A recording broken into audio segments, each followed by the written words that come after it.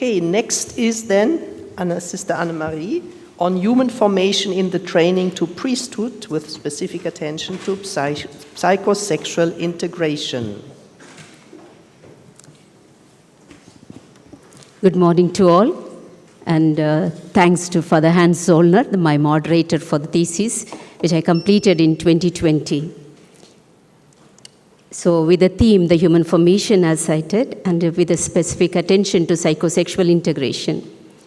So this study was part of the then Center for Child Protection, Pontifical Gregorian University's commitment to raise awareness, prevention, and to provide formation towards safeguarding of children and vulnerable persons. The premises is that priestly identity in the Catholic Church implies consecrated celibacy, which ideally should make the person radically free for Christ and lived in the spirituality of priesthood. When celibacy is not integrated, frustrations and alienations are manifested in inconsistencies, psychosexual problems, and deviations. Sometimes, the sexual problems may actually reflect other kinds of problems, such as self-esteem, maturity, and difficulty in giving oneself and living deep and stable relationships. The theoretical background emphasized that serious journey of formation which carried on in the seminary. The human dimension is the foundation for all the dimensions of formation as emphasized in the church documents. The seminarians are to be guided and strengthened towards an inner unification. The ideals of priesthood are reached through internalization of vocational values, as is emphasized and proved in the other studies. In recent years, whatever the issue about priesthood, the real question is about integrity and authenticity, leading to the inquiry into where are we in the human formation to the priesthood. The methodology followed for this study was a mixed method, and the participants were 36 seminarians from a diocesan seminary, regional seminary, and international seminary. They represented from 13 nationalities, 17 Catholic dioceses, belong to 4 continents. A brief presentation of the results.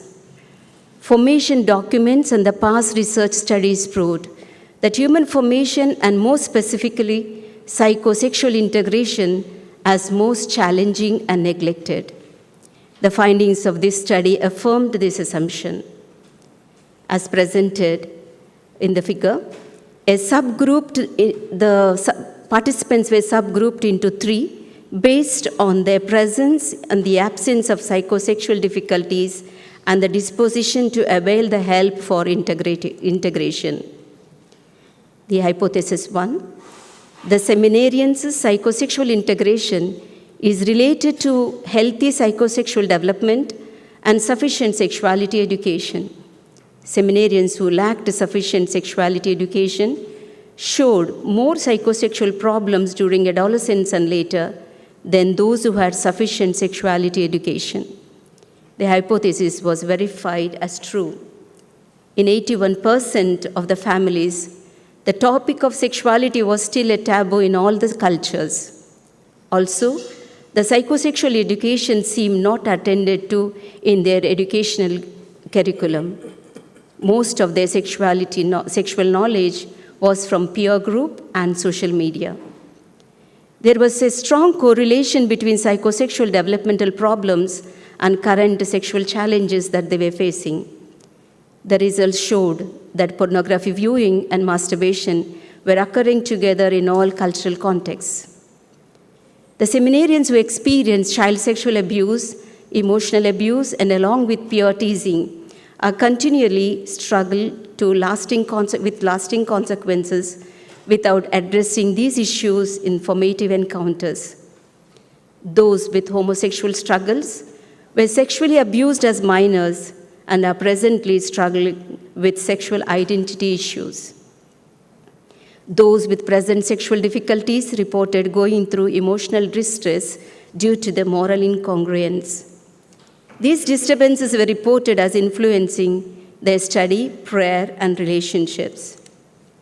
Hypothesis 2, The Human Formation program offered in the seminary helps the seminarians in their psychosexual integration. The results proved it as not true. A majority, that is 81% of the seminarians, evaluated human formation as insufficient, not satisfactory, and all the formators confirmed it as the most neglected dimension. About 72% of the participants expressed that human formation program does not respond to their existential difficulties. Except for what was learned in academic moral theology studies, there was no program for psychosexual integration. The proposals presented by the seminarians, such as personal accompaniment, especially to deal with their sexuality, various aspects such as self-esteem, interpersonal relationships, and the community dynamics, the freedom and the environment in the seminary, contextualized formation, etc., were missing in the seminary formation. Hypothesis 3. Those who have a healthy psychosexual maturity perceive priestly celibacy positively, and those with psychosexual difficulties view it as negatively, the practice of priestly celibacy. This was proven as false, as both psychosexually mature and with difficulties perceived priestly celibacy as positively. The results indicated that seminarians who started to integrate their sexuality and all others foresaw difficulties in living their priestly celibacy, which was a realistic evaluation and perception. As presented in the table, the foreseen difficulties were related to fear, and they experienced in the present during the formation stages. They were the fear of falling in love, fear of loneliness and internet dependency, fear to fall into vulnerabilities, and fear of media and the scandals. The results of this study also confirmed hypothesis 4, that is, the seminarians who struggle with self-esteem and interpersonal relationship issues are likely to have problems in living their sexuality well, and vice versa. In the interviews, as shown in Figure 6, given the opportunities for personal accompaniment, all the participants desired to work on present difficulties, more specifically in the areas of interpersonal relationships, sexuality, and self-esteem. Hypothesis 5. Psychosexual weaknesses are present among the candidates who scored less Christian values in the stories of imagining one's future test than those who scored higher values.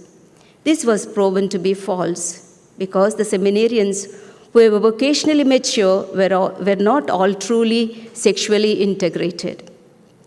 There was a significant difference between seminary groups, that is, seminary A and B groups had a high percentage of vocationally mature and non-integrated and less immature. Whereas in international seminary group, a low percentage of mature, non-integrated, and high percentage of immature. The candidates from seminary A and B were from Western culture and are more open and working on their issues, but those in the international seminary were from Asian and African context, less open to deal with their issues with their formators. Another interesting result was the 5 who had not reported psychosexual difficulties in interviews were vocationally immature in the test on the imagining of one's future stories.